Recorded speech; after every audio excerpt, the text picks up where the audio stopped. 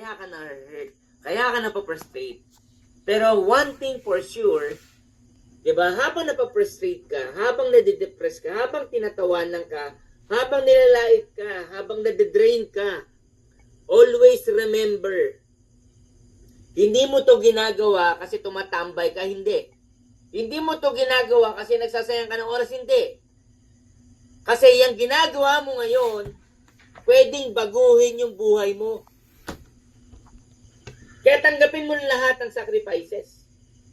Diba? Sige, alin tulad natin yan. Doon sa mga nag-asawa. Doon sa mga nag-asawa. Diba, anong sarap sa asawa? Una lang, diba? Una lang. Diba yung, I miss you. Uwi na you, ha? Uwi na me. O ngayon, nasa na yan? Diba? Ano na ngayon? Diba? Wala na. Oh, bakit ka tumutuloy? Bakit ka nagstay?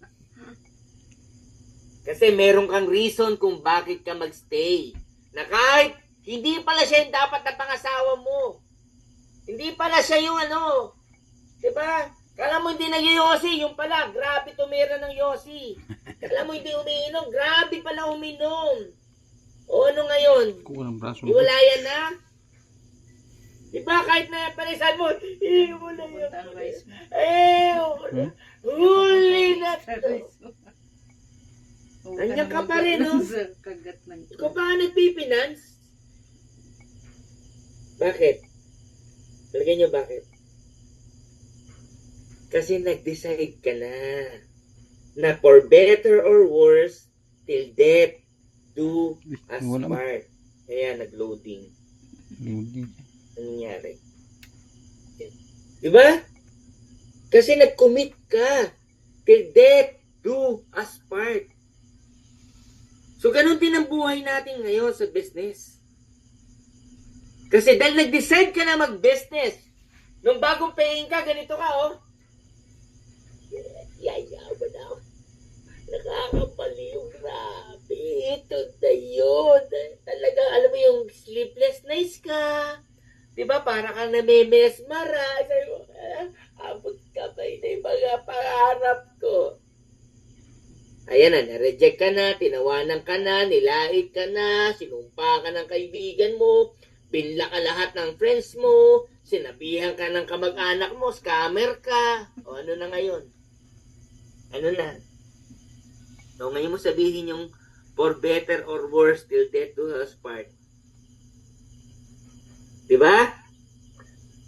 Ganun kasi yung pag-aasawa. The same way with business. Ang kailangan mo lang tignan kung bakit ka tumuloy. Bakit ka tumuloy? Kasi mahal mo. Tama?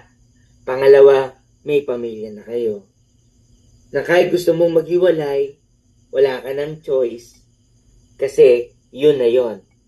Ang kailangan mo nang gawin ngayon, nung na-realize mo na ito sitwasyon, ang kailangan mo, mag-step up, mag-improve, mag-adjust. Kaya ka nga nandito sa Zoom na to. Kaya ka nandito ngayon sa amin. Bakit? Kasi for better or worse, till death do us part, sabi mo sa asawa mo, patirahin natin to, papagtulungan natin to, kasi for better or worse, kailangan nating buhayin yung pamilya natin. Tama, mali. The same goes with our business right now. Kaibigan, always remember, kung bakit natin to pinagpupuyatan, Mami. kung bakit natin ginagawa to ngayon, dahil sa pamilya natin, dahil sa mga anak natin. Wala akong pakailam kahit kaninong tao. Wala akong pakailam sa lahat ng sasabihin nila. Wala akong pakailam sa lahat. Kasi ang pinaka-importante sa akin, yung pamilya ko. Na kahit anong sabihin nila, kailangan maibigay ko ang buhay na maganda para sa pamilya ko. And that's the reason why we are here. That's the reason why nandito ka sa training na to. Kasi gusto mong ma-absorb. Gusto mong mabaliw. Gusto mong ma-embed. gusto mong mag-decide, gusto mong dumiin, kasi alam mo, on the very beginning pa lang na sumali ka, nabaliw ka na, nakita mo na pwedeng magbago ang buhay natin. Guys, hold your breath. Itali mo na ang sarili mo. Kasi yung nakita mo, totoo yun. Yung naramdaman mo no day one, totoo yun. Totoong magbabago ang buhay mo. I can assure you that. Kasi marami nang kumita rito. Marami nang nagbago ang buhay. And kami, kung ba't kami nandito, kasi hihilahin ka namin pataas. Pero para mapabilis ka namin mahilang sa taas, kahit mabigat ka, kailangan mong magpagaan. Paano ka magpapagaan, Sir Manny? Kailangan mo mag-decide na gusto mong yumaman at kailangan mo mag-commit na kahit bago sa ito, aaralin mo. Kasi alam mo, yung pangarap mo ang pinag-uusapan dito para sa pamilya mo, para sa anak mo, para sa pagbabago ng buhay mo. Kaya kung ano namang obstacles ang dadaanan nyo along the way, guys, tandaan mo, lahat yan normal. Walang madali, lalo't ang pinag-uusapan pagyaman. Walang madali, lalo't pangarap ang pinag-uusapan. Kasi ang pinakamadali, mag-stop. Yan ang pinakamadali. And kala mo, pag nag-stop ka, titigil na yung pain?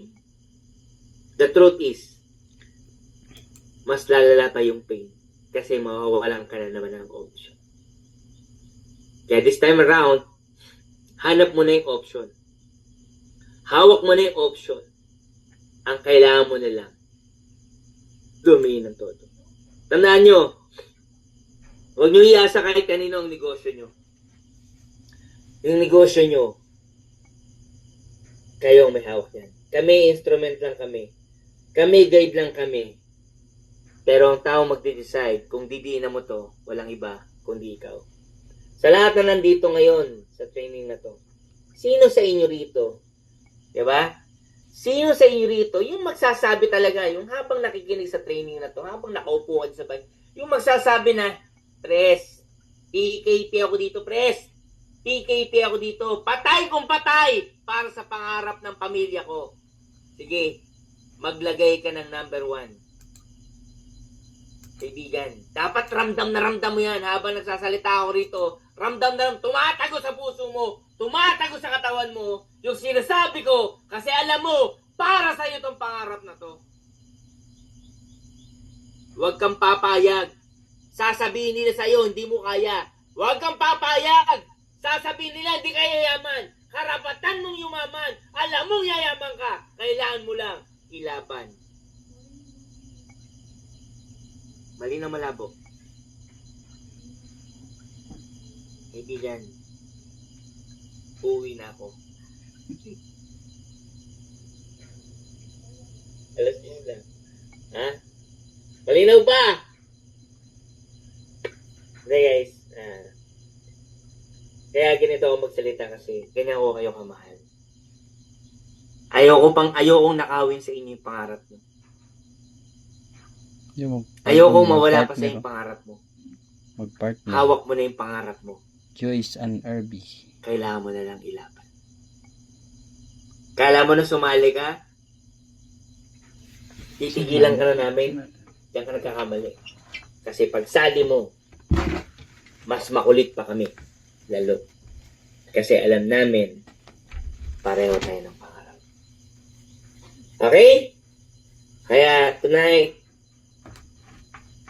as I always say to you, wag na wag kayong mahataw na wala kayong dream board. Wag na wag kayong hahataw na wala kayong plano. Gumawa kayo ng dream board nyo, ano gusto mong maging ikaw 5 years to 10 years from now. Di baling pangit yan. Pakita mo sa mentor mo. Pakita mo sa affiliate mo. Kasi unti-unti natin gagawin totoo yan. Pangit yan sa una. Pero pag inaaraw-araw natin pag-usapan yan, unti-unti yan lilinaw sa'yo. Kasi dyan din kami nagsimula. Pero ngayon, malinaw na yung direksyon namin. And I want you all na pumunta sa direksyon na pinuntahan natin. Kaya kailangan nyo mag-decide. Always humble down. Tandaan nyo, always empty glass. Kung alam mo na, attend ka ulit. Kung alam mo na, lalo ka dapat umattend. Kung tingin mo mabalasi ka na, lalo ka dapat umattend. You need to show your people na ikaw ang pinaka-humble sa team mo. Because leaders lead by example. Kung ano ka, ganun ang tao mo. Pag matigas ang ulo natin, matigas ang ulo ng tao natin. Pag masunurin tayo, masunurin yan. Pag gumawa ka ng dream board, gagawa rin ng dream board yan kasi lagi mong papakita sa kanila kung ano yung dream board mo. Kasi pag nakikita nila yung dream board mo, isa lang ang sasabihin nila, siya yung upline ko. Siya yung mentor ko. Kasi tinutupad niya yung pangarap niya. Ako naman ang susunod. Malinaw wala po? Kaya kung tinatamaan ka sa mga sinasabi ko, sintomas yan. Para sa iyo yung topic. Kaya namin Ngayong gabi. higda niyo. Kasi baka ikaw inuuga ng mga unggoy ngayon. Niyuyug-yug ka na. Nakahawak kang ganyan. Ayoko na. Yung mapos ka ulit, inuga na naman. Ayoko na. The more na inuuga ka, mas lalo ka dapat humawak. Kasi pag naging matibay ang paghawak mo sa pangarap mo, maniwala ka sa akin, sa susunod na buwan, sa susunod na taon, kahit anong unos ang dumating sa katawan mo, hindi ka na bibitaw. Kasi yung pangarap mismo ang yumayakap na sa'yo. Kasi alam niya na para sa'yo siya. Okay? Alright. So, guys, kita-kita tayo sa ating anniversary, no? Gusto ko, pagdating sa anniversary, maraming bagong awardees, maraming bagong top earners, at maraming tumutupad ng pangarap. So, yun ang gusto kong mangyari sa atin lahat. Hindi ako magaling, hindi ako perfecto. Tao lang din ako, nagkakamali. Pero, kung tatanungin nyo, laman ng puso ko at isip ko, walang iba, kundi kayo. Masaya ako pag nakita ko yung masaya.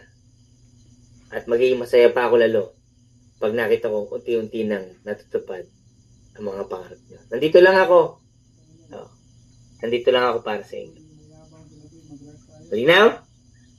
So, with that, good morning sa inyo. Palakpakan mo na si God. Grabe, yung pinakamatinding palakpak nyo para kay God. Hingin natin sa kanyang pangarap natin. Sabihin natin sa kanya lahat ng pinagdadaanan natin. Kasi, sasabihin niya lang sa atin, alam mo ano, anak, para sa iyo yan talaga para matuto ka. Para sa iyo yan para matuto ka. Kailangan mo talaga daanan yan, anak, para maging matibay ka. Kasi pag manhid na ang sarili mo sa mga pagsubok, yung pangarap mo, nandiyan na yan. Okay? So, i-follow nyo lagi yung ano nga pala, yung Money Talks para everyday ma-inspire kayo. Ito yung umaga, mag-browse kayo doon. Pag nadadown ka, makinig ka lang doon. Marami akong talk doon na para sa inyo, para sa atin lahat. Ako nga mismo, pag pinapanood ko yun, nai-inspire ako. Sabi ko, ang galing nitong speaker, nai-inspire ako. Ako mismo nai-inspire. So, ginagawa ko yung para sa atin lahat. Okay? So, good morning sa everyone. Maraming salamat. See you sa ating sales rally. Bye-bye. Thank you so much. Thank you, Pres. Maraming salamat, Pres. Thank you, Pres. Okay na? Tapos na? Nag-picture na? Nag-picture ka na, Carlo? Thank you, Pres. Thank you so much. Thank you, Fred. Thank you, Fred. Thank you, Pres. Thank you so much. Okay na? Hindi pa, wait lang. Guys, I love you. I love you, I Fred. love you. Hello. Again, thank you so much po sa lahat ng umattend. Thank you sa mga sharers, sa ating mga speakers, and most especially sa ating Presidente, Sir President Emmanuel Manny Pascual. So, see you sa ating mga daily training. And kunin nyo lang po ang mga link sa inyong mga sponsors. See you tomorrow. Have a nice evening, everyone. Thank you, Ma'am Quincy. Thank you, Ma'am Tana. Thank you po. Good night po dyan sa inyo. Ito na pala si Ma'am Thank you, Ma'am Queen. Quincy. Thank you, Ito na pala si ma'am. Ma'am Thank Queen you po sa Tano. ating lahat. Ito na pala si Ma'am Queen Tano. Thank you, Ma'am Pincel. Salamat. God bless lahat. Quincy Tano.